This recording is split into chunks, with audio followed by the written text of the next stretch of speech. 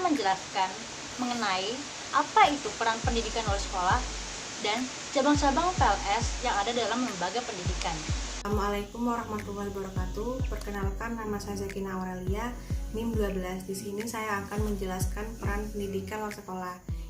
Perkenalkan, nama saya Berlianda Fortuna, Prodi Pendidikan Luar Sekolah NIM 27. Di sini saya akan menjelaskan materi tentang posisi pendidikan luar sekolah di masyarakat.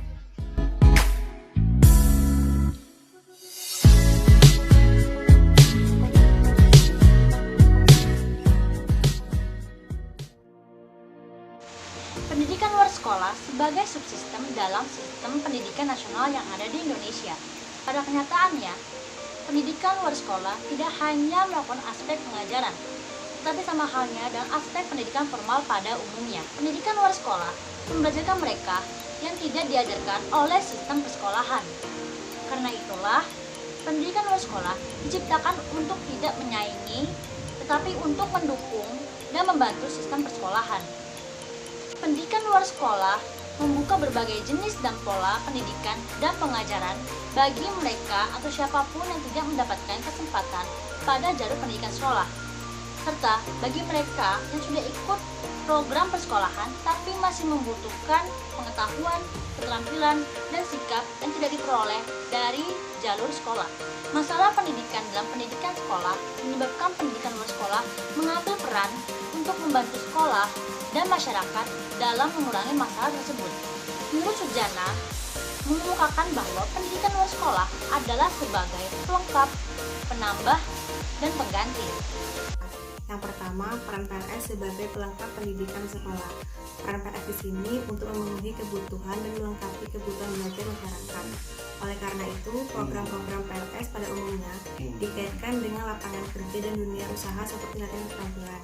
Yang kedua, peran PLS sebagai penambah pendidikan sekolah. PLS sebagai penambah pendidikan sekolah ini bertujuan untuk menyediakan kesempatan belajar kepada peserta didik yang ingin memperdalam materi pembelajaran. Materi pembelajaran tersebut disesuaikan dengan kebutuhan setiap siswa. Yang ketiga, peran PLS sebagai pengganti pendidikan sekolah. PLS sebagai pengganti pendidikan sekolah ini menyediakan kesempatan belajar bagi anak-anak atau orang dewasa yang masih membutuhkan pembelajaran. Hal ini bertujuan untuk memberikan kemampuan dasar membaca, menulis, berhitung, dan pengetahuan praktis dan sederhana bagi kehidupan sehari-hari. Posisi pendidikan luar sekolah di masyarakat ada 3. Yang pertama adalah pendidikan sebagai peranata.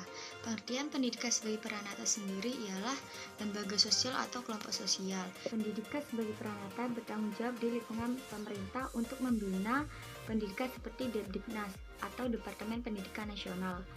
Peranata pendidikan juga ada di dalam masyarakat dan bersifat terbuka. Yang kedua adalah PLS dalam sistem pendidikan nasional. Pendidikan luar sekolah dalam sistem pendidikan nasional terdiri dari 2 subsistem.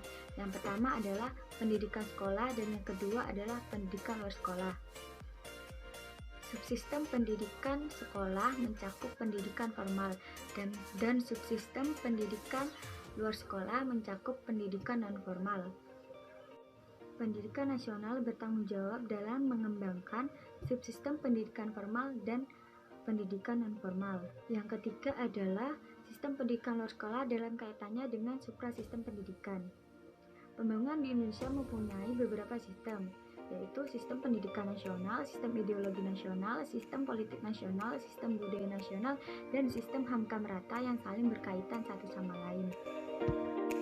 Cabang keilmuan pendidikan luar sekolah dalam lembaga pendidikan.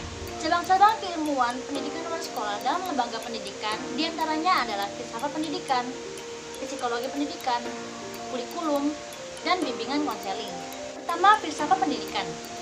Filsafat pendidikan merupakan cabang disiplin ilmu yang mengkaji tentang tujuan, hakikat, dan gagasan-gagasan mengenai pendidikan. Filsafat pendidikan itu sendiri adalah ilmu yang mempelajari tentang kebenaran yang bersifat realistis dan dapat mengubah sikap ataupun tingkah laku seseorang ataupun kelompok. Kemudian yang kedua, psikologi pendidikan. Psikologi pendidikan adalah suatu cabang disiplin ilmu yang mengkaji bagaimana seseorang belajar dalam latar atau situasi pendidikan. efektivitas intervensi pendidikan, psikologi belajar, dan psikologi mengenai sekolah sebagai organisasi sosial. Kemudian yang ketiga, kurikulum. Kurikulum merupakan suatu cabang ilmu pendidikan yang mengkaji mengenai pengalaman-pengalaman belajar yang perlu dirancang dan diberikan kepada setiap peserta didik agar kegiatan pembelajaran maksimal dan mampu mengembangkan potensi kemanusiaan yang ada pada diri mereka sendiri. Kurikulum memiliki sifat yang mampu beradaptasi dengan lingkungan sekitar. Kemudian ada bimbingan dan konseling atau yang disebut BK. Bimbingan dan konseling merupakan kegiatan yang berupa bantuan yang dilakukan oleh seseorang ahli pada si konseling dengan cara bertatap muka, baik itu individu atau beberapa orang yang memberikan pengetahuan tambahan untuk mengatasi masalah yang dialami oleh si konseling.